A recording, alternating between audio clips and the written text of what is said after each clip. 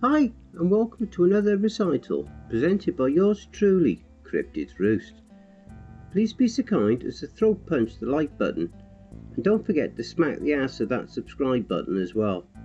This will help with YouTube's algorithm and will help promote the channel more. If you would like to support this channel and help make it grow, my PayPal is paypal.me/cryptidsroost. And don't forget to check out the merch store. All the links are listed below. Merry Christmas and a Happy New Year to everyone. So grab your coffee and sit back and enjoy the show. 9 Maids a Milking. This fantastic story is written by Colour Blindness, a wonderful author over on Reddit's Nosleep.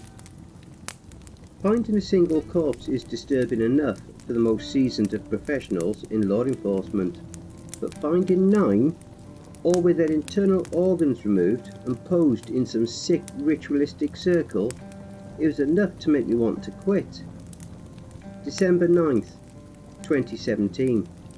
The place was a small Amish community right outside of New York. Ashton, I think, was the name, or maybe Mayfair, not sure. I hardly remember those particulars. The bodies though, they haunt me. 9 girls, their bodies brutally distorted to the masochistic whims of a sick mind. I remember praying that they died quickly, but the ME said it would likely took weeks. This went beyond mere torture. The killer had to have some sort of surgical skill to be able to remove vital organs and then place the victims on support systems. Not enough to provide them relief, mind you, just so that each time he carved a piece out of them, they could feel it, Martin told me as we attempted to share a coffee. What a sick fucker, I told him. Have you talked to your profiler yet? Might be a good idea to pin down what exactly this guy's motive is. Every killer has one, he remarked. I had in fact called Bethany that morning. She was working a double homicide across state lines and told me she wouldn't be available. I told her it was fine, but I was actually thankful she didn't have to witness this massacre. The victims were all members of the community and part of the Amish faith, although none of them were related. Since none of them registered for the state, it made it difficult to identify, so they were colloquially referred to as the 9 Maids. The name stuck despite how insensitive it was given the disfiguring the killer had caused to their body. Only the devil himself could do this sort of evil, my partner, Sam, told me when we left the scene. Can't argue with that, I admitted. I felt like I needed to bleach my whole body to even come close to feeling clean, or even considering myself a human being. You think this is going to be a repeat offender? He muttered. It was every cop's nightmare. To have a serial killer was one thing, but whoever this crazy ass was, he had taken it up a notch. I was sure that there was going to be more, and didn't even have the words to properly convey my disgust at the thought. We'll nail 'em, fast and hard. I said that, and I meant it. Typical cases like this rely on the killer to make a mistake, but after a while it became clear that ours hadn't. He was methodical, even though this was apparently his first crime. There were trace evidence on the scene, but very little, and what we did find always linked back to the victims. He had known whom to target and when. Everything about it was practically perfect. We just kept waiting for the other shoe to drop, for the killer to commit another crime, and for us to find the error from his ego that would tip us off. Weeks passed though, and then months. There was no more brutal crime in the area. Whoever had done this was gone like a ghost. Then the 9th of December rolled around again, and we got a call. Same area, same MO. This time the girls were strung up in a slaughterhouse, their bodies bloated with gas as their organs were left spewing out of their skin from behind. It was the most gruesome thing I'd ever seen in a single year, and I knew immediately it had to be the same guy. Dear God, what is that smell? Bethany asked when she arrived on scene. I insisted that she didn't have to look. She didn't listen. Mother of God! There weren't any words beyond that, and when I asked her to try and sketch a profile for this psychopath, she came up short. I've never seen anything like this before, Chance. It's brutal and evil. Just looking at the way they suffered will keep me up for weeks. The case became an obsession of mine.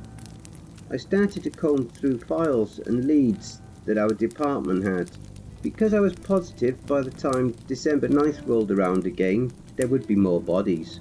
The witness statements were limited at best. The folks in these parts are taught at an early age to handle their own problems.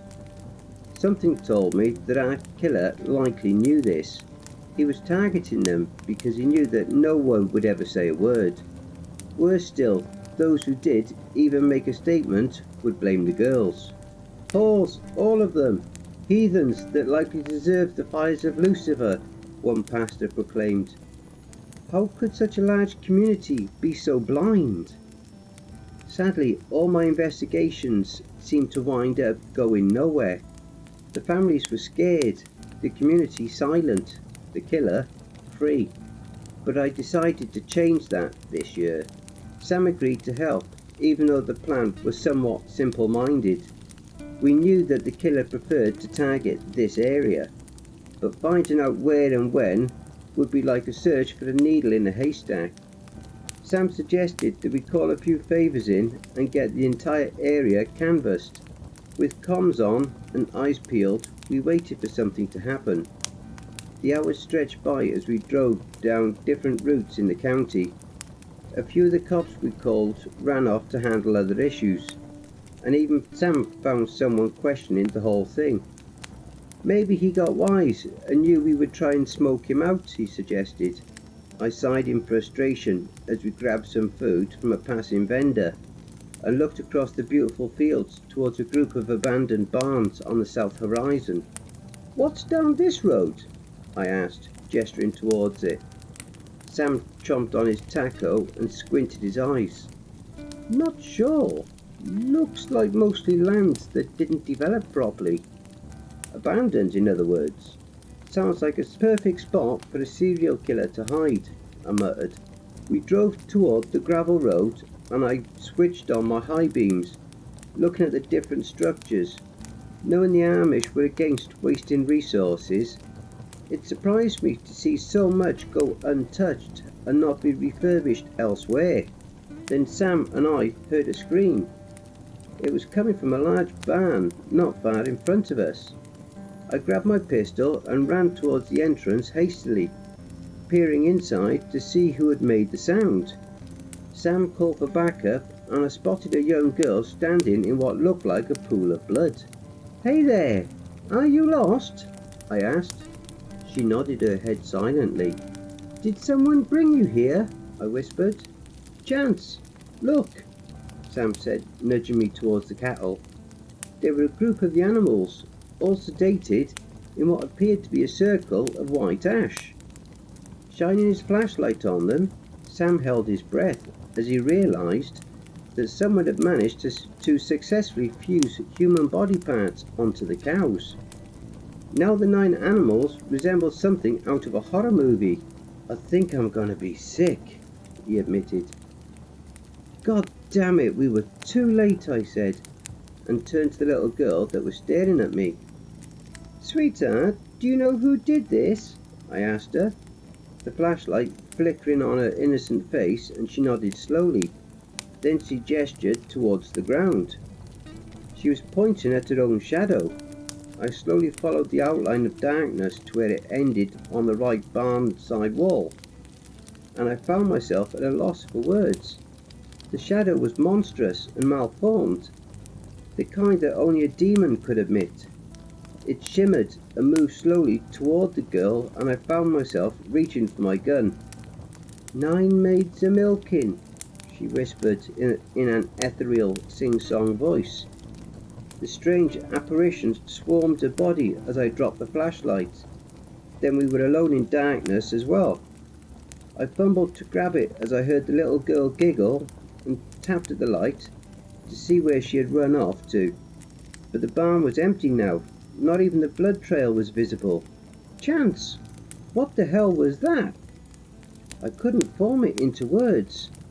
I filed a police report on the 9 Maids again, and in doing so, I also put in my resignation today. I told Sam that I was getting away from it all, but I don't think that's entirely true. The truth is that I was close to pulling the trigger on that little girl, and I can't live with myself for that. Not because it was wrong, mind you, but because now I know that December 9th rolls around again. The next victim's blood will be on my hands. Wow, that was an awesome story. If you enjoyed listening to this chronicle, be sure to pop over to the author's Reddit profile, Colour Blindness, and drop them a line, or even give them a glowing review. The link to their Reddit profile will be below in the description. If you enjoyed my narration, then please feel free to like and share the video, leave a comment below, and don't forget to hit the subscribe button and tap that notification bell, then select all. That way you'll receive all notifications each time I upload a new video. Now, even though I'm not yet monetized by YouTube, I have created some awesome merch for you guys.